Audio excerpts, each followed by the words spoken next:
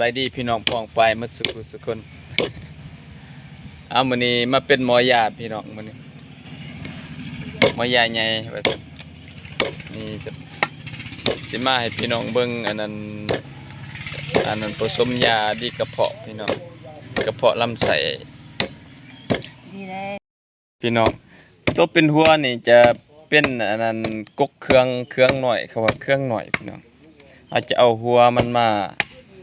นจะมาเกิดน้ำเค็มหวยดอกพี่น้องกกน้ำมันจะมีน้ำกกมันแล้วก็ขุดเอาอันนั้นเอาหัวมันมาล้างดีๆล้างแล้วก็มาพักปนกันกับอันนั้น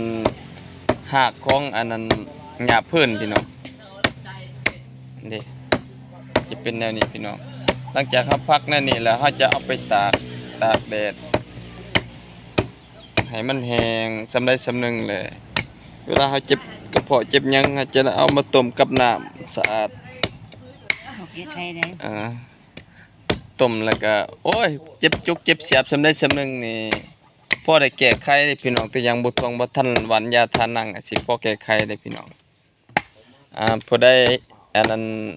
บ่เคยต้มเคยกินลองไปขุดไปอันนั้นมาต้มเด้อพี่น้องเด้อลองเบิ่งพอได้อันนั้นเป็นกระเพาะนะรู้สึกว่าเคยกินมาเนี่ยรู้สึกว่าโอเคอยู่พี่น้องไทยบ่สะดวกนี่ลักษณะยาจะเป็นอาสีพี่น้องเป็นอย่างแดงๆหน่อยนึงเวลามันถึงน้ำนะเวลาเขาต้มคือกันเลยเวลาเขาต้มมันจะออกแดงๆน้ำมันก็สีแดงๆเวลาเขาจุกเสียเป็นยังไงเขาต้มแล้วเอาไปกินต้นอุ่นๆเนี่ยโอ้พอแก้ไขได้พี่น้องกันบุทวงบัทันยานี่ก็พอได้แก้ไขเลยผู้ใดอยู่ไกลเลยเห็นน้ำปลาน้ำดงล่องขุดมาอันนั้นมาต้มมายังเด้อผู้ใดเป็นกระเพาะก็ได้พี่น้องลองเบิ่งเคยกินมานี่เจ็บจุกสำได้สำนึงนี่โอ้คือว่าพอแก้ไขอยู่พี่น้อง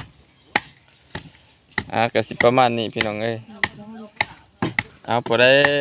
อันนั้นมีพี่น้องเจ็บกระเพาะอย่าลืม